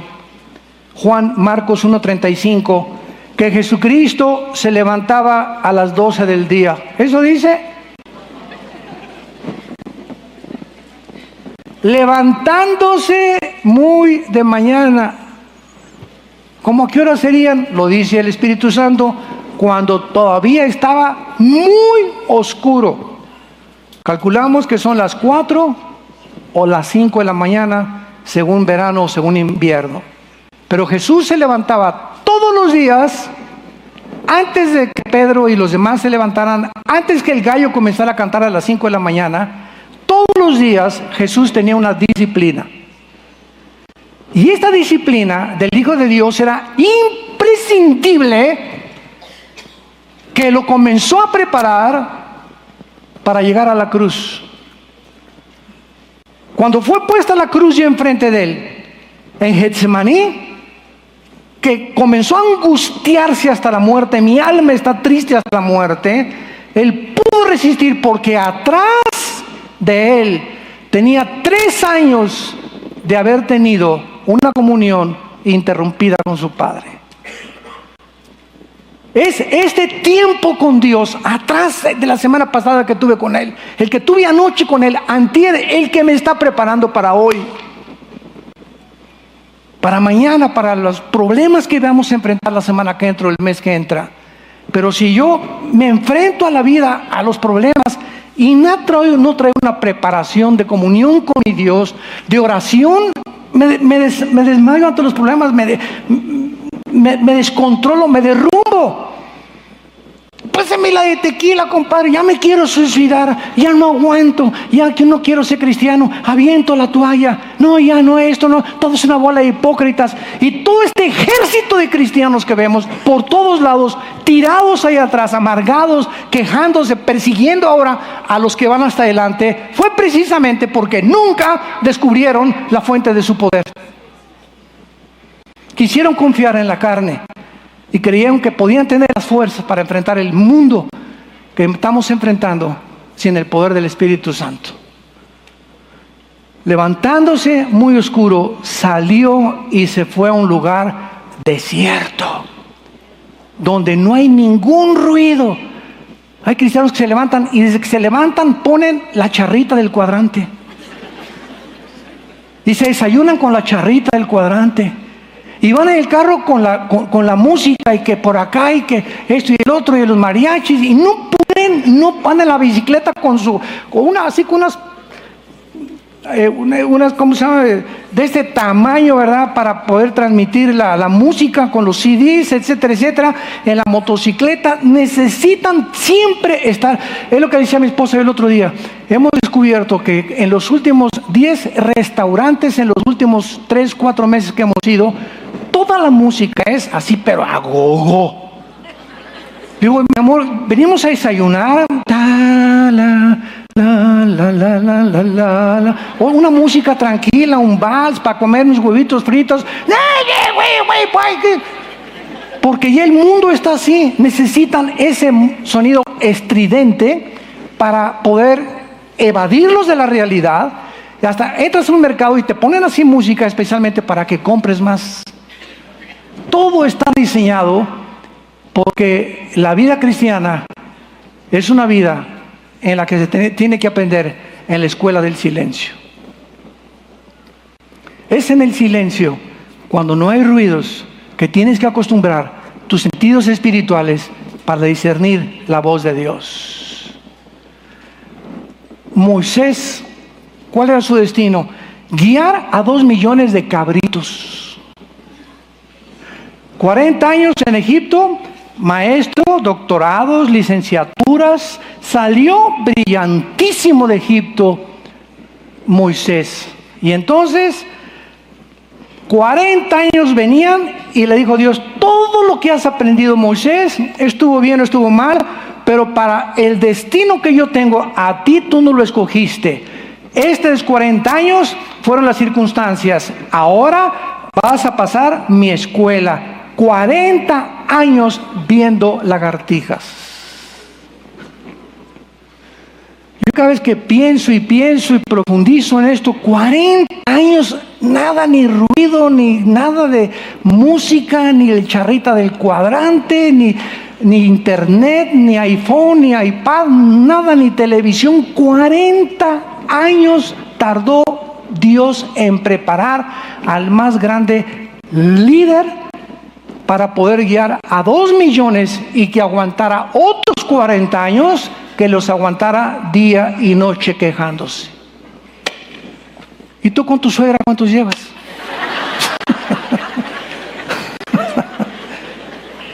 No, ya no lo aguanto, pues no tienes ni un mes de preparación y ya estás pegando de gritos.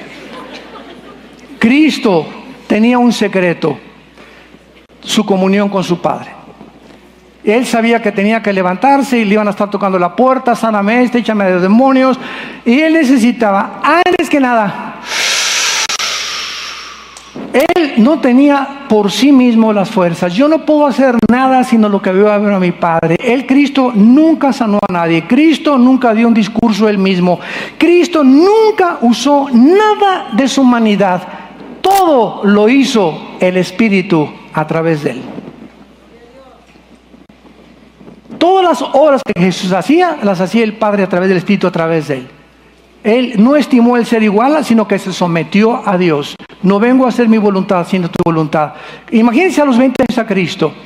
A los 20 años, un enfermo, un cáncer, un endemoniado, y Cristo como carpintero: oye, Padre, en el mercado, le echo a los demonios, todavía no llegó tu tiempo.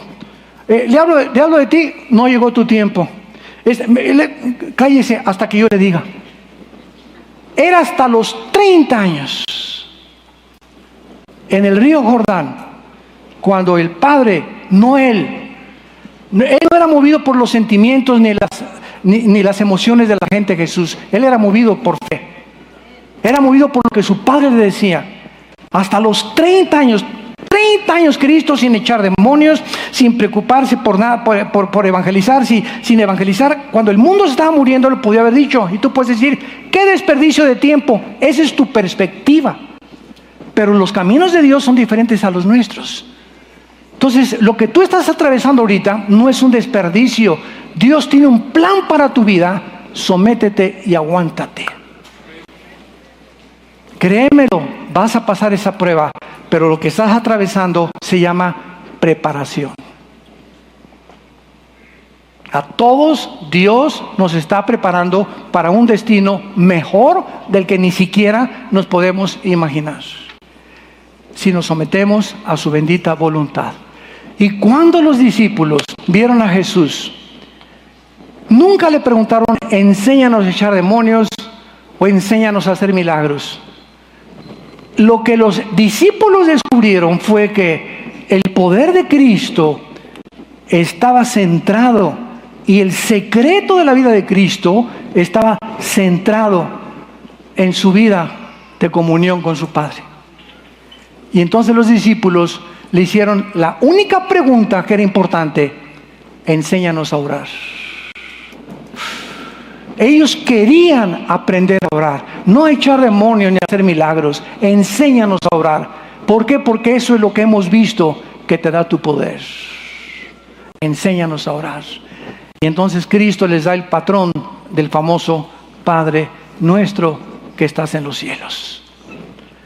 Y finalmente, a través de la oración podemos nosotros no solamente fortalecer nuestra vida espiritual, sino, escuchen esto, con esto quiero terminar. Esto es impresionante.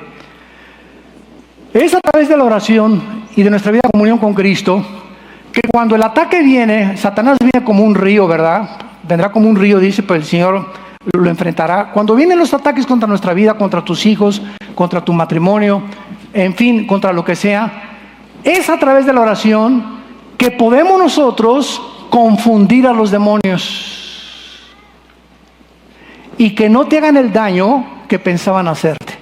Esto es muy interesante en la Biblia. Veamos rápidamente 2 o 3 ejemplos. En 2 de Crónicas, en el Antiguo Testamento, esto es precioso. En 2 de Crónicas, capítulo 20, versículo 21 y 22, cuando el pueblo de Josafat comenzó a alabar a Dios, veamos nosotros lo que sucedió. 2 de Crónicas 20, 21 y 22. Y habido consejo con el pueblo, puso a algunos que cantaran y alabaran a Jehová, vestidos de ornamentos sagrados, mientras salía la gente armada, y que dijeran, glorifiquen a Jehová, porque su misericordia es para siempre. Y cuando comenzaron a entonar cantos de alabanza, cuando comenzaron a alabar a Dios, Jehová puso contra los hijos de Amón y de Moab y del monte Seir las emboscadas de ellos mismos que venían contra Judá, y se mataron los unos a los otros. Es la oración y la adoración a Dios la que, cuando viene el ejército de los demonios a atacarte, hace que entre ellos mismos se confundan y sean completamente repelidos por el poder del Espíritu Santo. Vemos otro ejemplo en Jueces, capítulo 7, versículo 20 al 22, cuando Gedeón ataca el campamento de los madianitas. Jueces 7, 20 al 22. Y los 3 escuadrones tocaron las trompetas y, quebrando los cántaros, tomaron en la mano izquierda las teas y en la derecha las trompetas con que tocaban, y gritaron por la espada de Jehová y de Gedeón. Se estuvieron firmes, cada uno en su puesto en derredor del campamento, y el ejército echó a correr dando gritos y huyendo. Y los 300 tocaban las trompetas, y Jehová puso la espada de cada uno contra su compañero en todo el campamento, y el ejército huyó hasta Bet-Sita. En otras palabras, siempre que el enemigo quiera lanzarnos a nosotros una maldición. Una vez me preguntaron en un pueblo de brujos aquí en México, que yo no sabía que era el pueblo más grande de brujería de México, Catemaco, tu tierra, y que si yo tenía miedo, y les dije, ¿sabe una cosa? No hay una sola maldición que una bruja te pueda mandar a tu vida, ni un brujo tampoco. Y todo el plan o toda la teoría que pueda Satanás arguir para poder hacerte daño, se le regresa. Es increíble cuando un santo y una santa vive en comunión con Dios, que ningún arma forjada contra nosotros prosperará. Este es el poder que Dios nos ha dado para poder luchar contra el enemigo.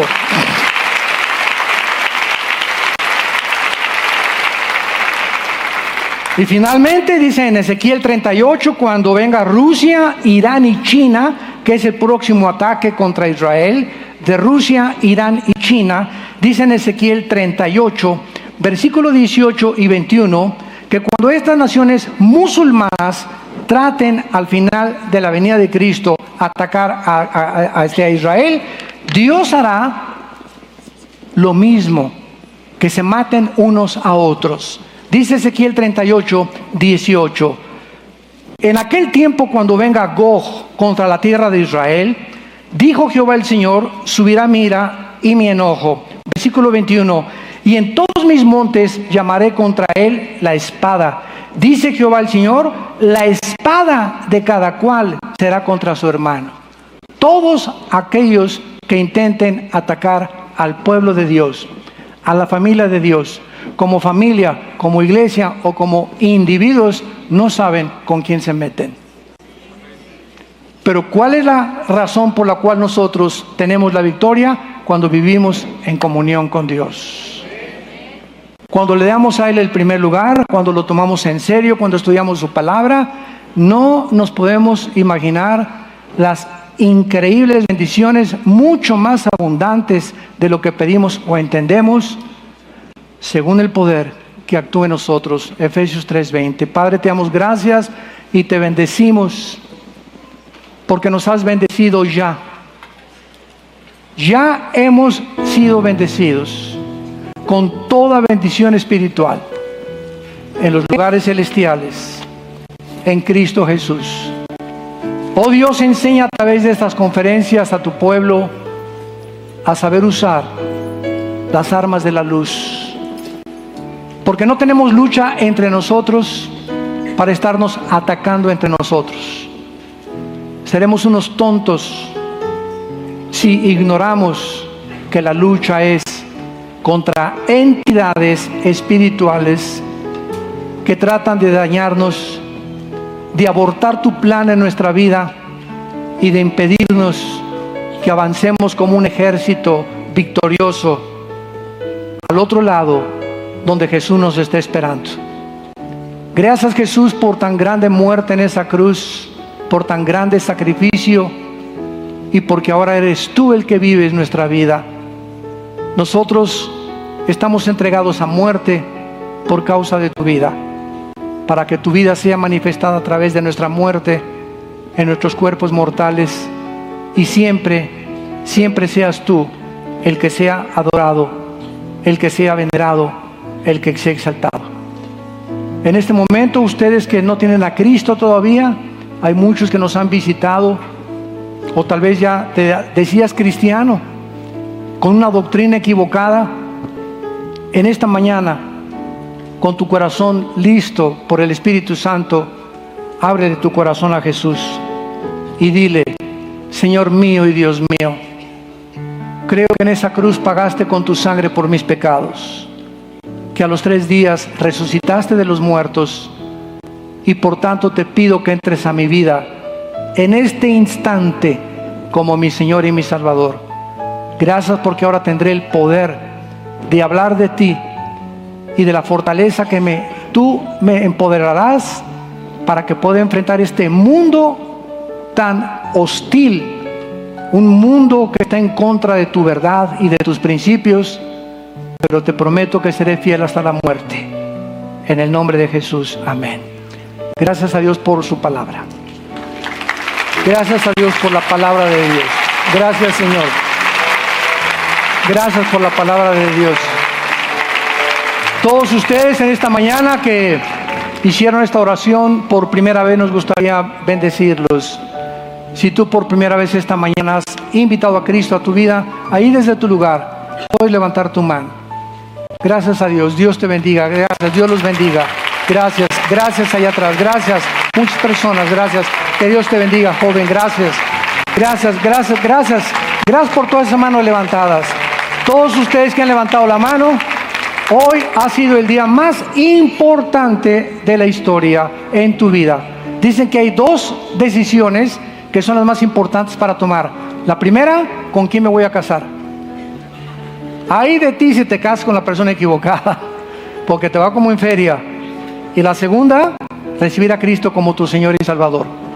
Son las dos decisiones más importantes que una persona pueda tomar, porque de ellas depende mucho de su futuro. Nos ponemos de pie para recibir la bendición pastoral. Los que quieren extender su mano hacia acá, en señal que reciben la bendición, lo pueden hacer. Dios bendiga tu vida y tu matrimonio. Dios bendiga a tus hijos. Bendecimos el fruto que traes en tu vientre. Que cuando esa criatura nazca en medio de una familia cristiana, que pueda ser enseñada en el temor de Jehová y en los principios del conocimiento y la sabiduría espiritual.